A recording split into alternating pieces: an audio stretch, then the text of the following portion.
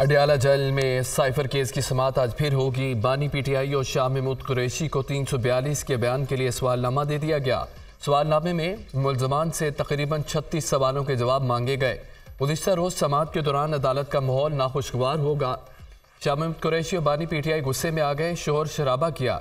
मामले की संगीनी को देखते हुए जज को दोबारा कुछ देर के लिए मौखर करना पड़ी। साइफर केस के अहम गवाह आजम खान पर स्टेट डिफेंस काउंसिल ने जिरा मुकम्मल कर ली। शाह महमूद कुरैशी का स्टेट डिफेंस काउंसिल पर इतराज़, आप खामोशी से बैठ जाएं वरना आपको कमरा अदालत से बाहर निकाल दिया जाएगा। जज अबू अल हसनात के रिमार्क्स। बानी पीटीआई और शाह महमूद कुरैशी ने ऑफिशियल सीक्रेट एक्ट अदालत के जज पर अदम एतमाद का इजहार किया।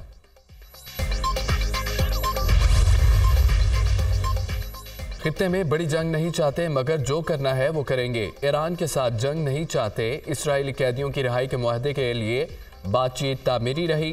कैदियों के डील के लिए बहुत सा काम करना बाकी है। तर्जमान व्हाइट हाउस जॉन कर्बी।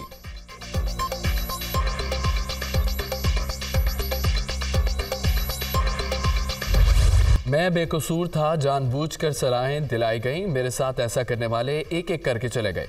वो जज भी चला गया जिसने चंद माह बाद चीफ जस्टिस बनना था। वो मेरे केसेस पर निगरान बनकर बैठा था और चाहता था कि जल्द अज जल्द नवाज शरीफ को सजा हो। वो जज तो चला गया लेकिन नवाज शरीफ आपके सामने खड़ा है। वो सब रुखसत हो गए जबकि मैं आपके सामने हूँ। एक एक करके सब बेनकाब हो गए। नवाज शरीफ था तो घरों में सुकून था। आटा सस्ता था, चीनी घी सस्ता था। नवाज शरीफ की छुट्टी न कराई जाती तो आप बेरोजगार ना होते। इस ज़माने को वापस लाना है, आपके घरों को दोबारा बसाना है।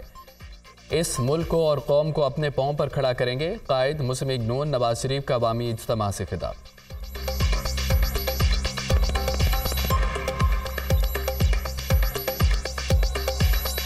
अल्लाह का शुक्र है कि आज मैं सुरखरू हूँ, अल्हम्दुलिल्लाह। आप भी जानते हैं कि नवाज शरीफ बेकसूर था।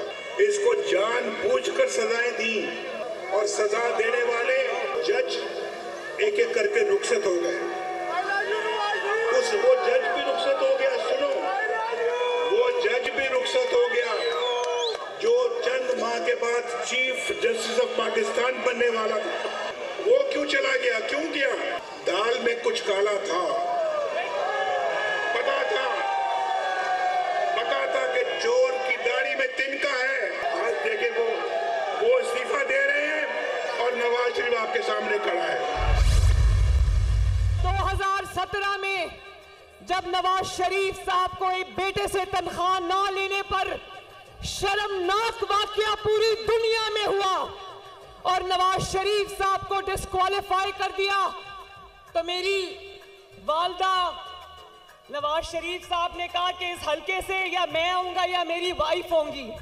इस हल्के की कैंपेन की जिम्मेदारी फिर आपकी बेटी और बहन मरियम नवाज पर आई और मैं हाथ जोड़ के आपका शुक्रिया अदा करती हूं कि आपने अपनी बहन की लाज रखी। सब निकलेंगे मोहल्ले मोहल्ले, मुस्लिम लीग नून का पैगाम पहुंचाएंगे और 8 फरवरी को ये फैसला सुना देंगे कि हम 28 मई वाले लोग हैं, 9 मई वाले लोग नहीं हैं। और 9 मई वालों को 8 फरवरी को उठा के पाकिस्तान से भी बाहर फेंक देना। हम 28 मई वाले हैं, 9 मई वाले नहीं। 8 फरवरी को अवाम 9 मई वालों को मुल्क से उठाकर बाहर फेंक देंगे। मरियम नवाज के फिर मुखालफिन पर वार। जलसे में बच्चे ने नवाज शरीफ का झंडा पकड़ा हुआ था। पूछा गया क्यों झंडा पकड़ा है तो उसने जवाब दिया जब नवाज शरीफ आता है तो आटा सस्ता होता है। अवाम को पता है जब नवाज शरीफ आता है तो महंगाई कम होती है। नवाज शरीफ के दुखों का लिखना शुरू करें तो स्याही सूख जाए। उनको दुख है कि आटा महंगा है, बिजली महंगी है। मरियम नवाज का कारकुनों से खिताब।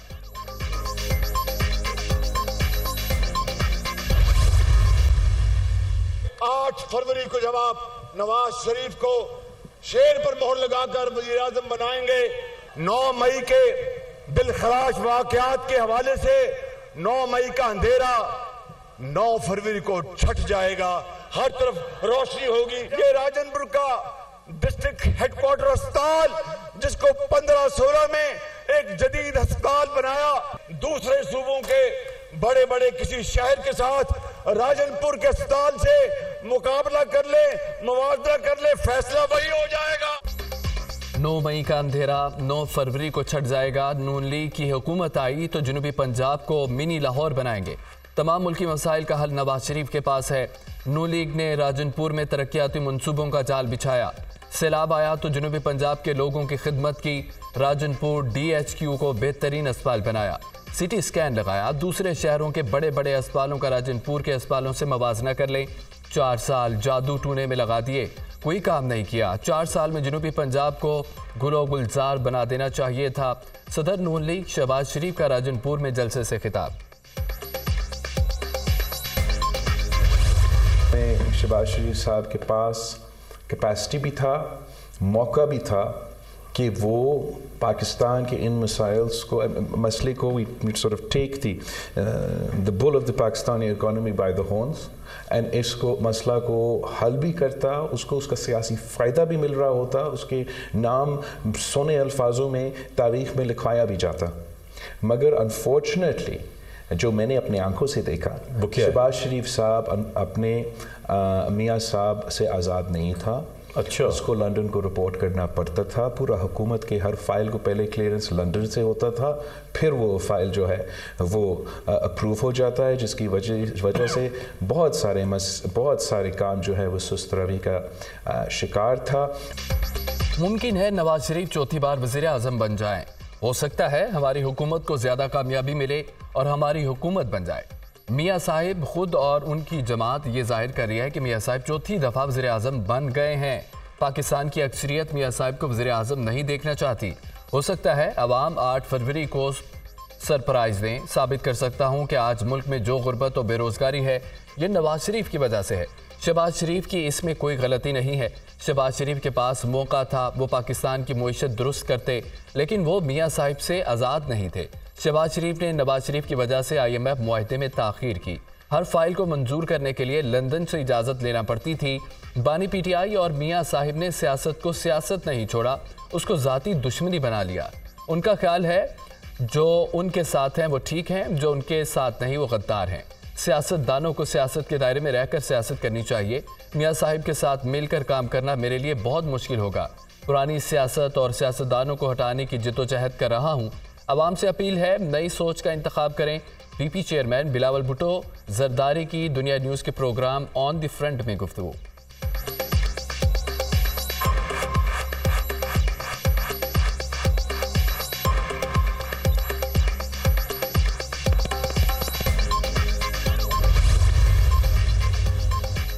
हमारा टारगेट हमेशा से पंजाब था और रहेगा। सियासत में तनकीद होती है। बिलावल भुट्टो नवाज मुखालिफ वोट खींचने की कोशिश कर रहा है।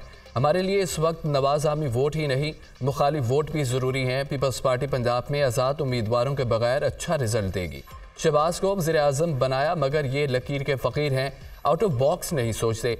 मेरा नहीं ख्याल बानी PTI सियासी कैदियों में आते हैं। बिलावल नॉर्मल सियासी कैदियों की बात करता है, सज़ा याफ्ता की नहीं। मेरी हुकूमत में कोई सियासी कैदी नहीं था। मैं बिलावल भुट्टो को वज़ीर आज़म देखना चाहता हूँ। साबिक सदर आसिफ अली जरदारी का निजी TV को इंटरव्यू।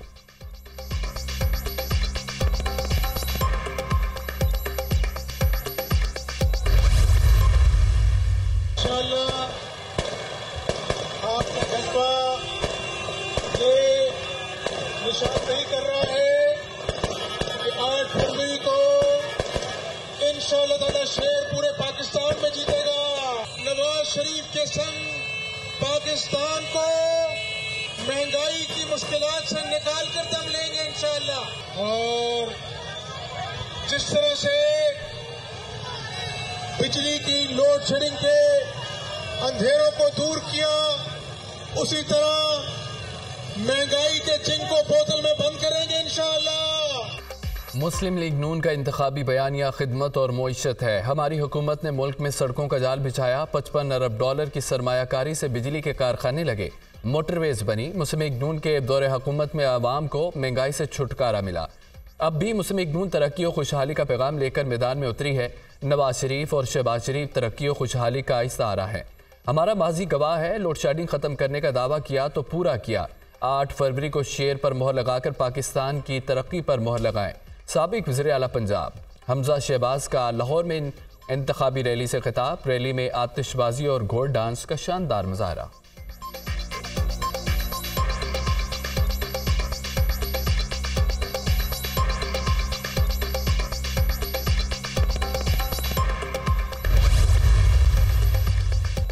मुल्क की तबाही के जिम्मेदार मुस्लिम लीग नून और पीपल्स पार्टी हैं। आज अगर पाकिस्तान कर्जों में डूबा है तो उसके जिम्मेदार ये लोग हैं। जितना नुकसान नवाज और जरदारी खानदानों ने पाकिस्तान को पहुंचाया, उतना अमरीकी एटम बम्बों ने जापान को नहीं पहुंचाया। अवाम को नवाज शरीफ की नहीं, रोटी, घर और इंसाफ की जरूरत है। अमीर जमात इस्लामी सिराजुल हक का कोट मोमिन में जलसे से खिताब।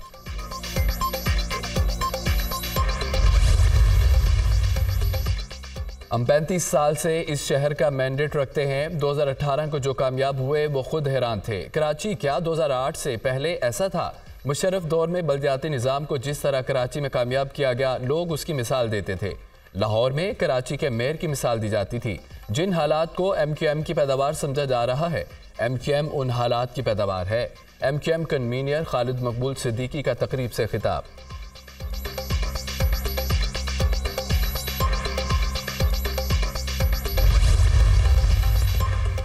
Army chief general Asim Munir से ईरानी वज़ीर ख़ारजा अमीर अब्दुल हयान की मुलाकात। दो तरफ़ा ताल्लुकात को फ़रोग़ देने की ज़रूरत पर जोर। आर्मी चीफ ने रियासती खुदमुख्तारी और इलाक़ाई सालमियत का एहतराम रियासत से रियासत के ताल्लुकात के लिए अहम करार दिया।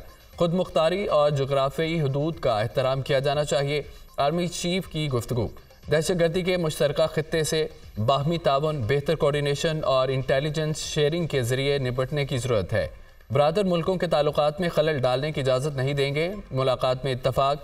आर्मी चीफ का सलामती के खदशात को दूर करने के लिए दस्तियाब मवासलाती ज़राए को इस्तेमाल करने की ज़रूरत पर जोर। फ़ौजी राब्ता अफसरों की तैनाती के तरीक़ाकार को जल्द से जल्द फ़ाल करने पर भी इत्तफाक।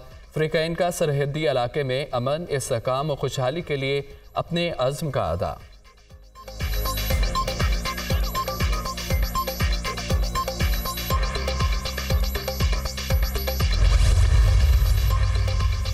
सिक्योरिटी फोर्सेस का शमाली वज़ीरिस्तान में इंटेलिजेंस की बुनियाद पर ऑपरेशन फायरिंग के तबादले में दहशतगर्द जहन्नुम वासिल। असला, गोला बारूद और धमाका खेज मवाद बरामद। हलाक दहशतगर्द टारगेट किलिंग। दहशतगर्दी की मुतअद्दिद कार्रवाइयों में सरगर्म रहा। सिक्योरिटी फोर्सेस मुल्क से दहशतगर्दी की लानत को ख़त्म करने के लिए पुरअज़्म हैं। ISPR।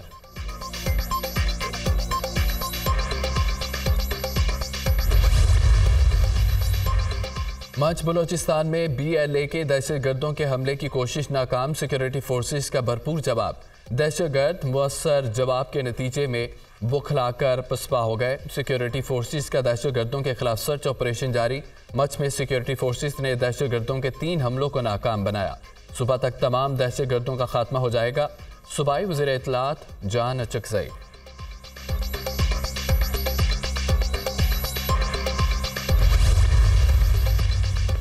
मुस्लिम लीग नून का दफ्तर जलाने का केस। सनम जावेद की दरख्वास्त जमानत मंजूर। इंसदाद दहशतगर्दी अदालत लाहौर के जज अरशद जावेद ने फैसला सुना दिया। पुलिस ने एक और मुकदमे में सनम जावेद की गिरफ्तारी डाल दी। थाना शादमान में दर्ज दहशतगर्दी के मुकदमे में गिरफ्तार किया गया। सनम जावेद का इलेक्शन न लड़ने का फैसला। सनम जावेद की बहन फलक जावेद ने ट्वीट के जरिए तस्दीक कर दी।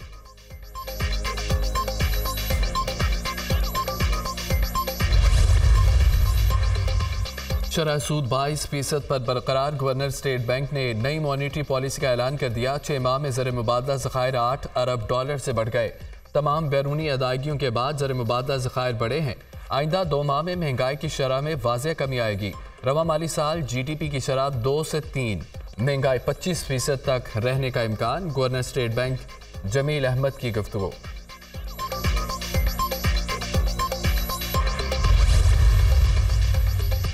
दो हफ्ते तवील मुश्तरका मशगुल बदर 8 की इफ्तिताही तकरीब का नेशनल काउंटर टेररिज्म सेंटर पर भी में इनकाद। पाक फौज और बहरीन नेशनल गार्ड्स के दस्तों की शिरकत। दोनों ममालिक ने एक दूसरे की महारत और फ़ायदा उठाने के लिए जोश और वलवले का इजहार किया। अलबदर इंसदादी दहशतगर्दी के शोबे में सालाना 2 तरफ़ा मुश्तरका मश्क है। मश्क का मकसद बाहमी ताउन को फ़रोग़ देना, फौजी ताल्लुकात को बरोएकार लाना है। ISPR। गजा में इसराइली बर्बरिया जानी। शमाली और जनूबी गजा में शदीद बमबारी। 24 घंटों में 165 फ़लस्तीनी शहीद, 290 ज़ख्मी। शोधा की मजमूई तादाद 26,422 हो गई। 65,000 जख्मी। खान यूनिस के नासिर अस्पताल में 35 शोधा की इज्तिमाई तदफीन। सर्दी में इजाफे ने गजा में बेघर फ़लस्तीनियों की तकलीफ बढ़ा दी। रफा में 13 लाख से ज़्यादा फ़लस्तीनी खुले आसमान तले रहने पर मजबूर। खुराक और अद्वियात की भी शदीद किल्लत। इसराइल के जनूबी लेबनान पर फ़ज़ाई हमले। बैरूत में हिज़्बुल्लाह के 3 जंगजू जाँ बहक। बॉर्डर पर इसराइली फ़ौज और हिज़्बुल्लाह जंगजुओं के दरमियान झड़पें जारी।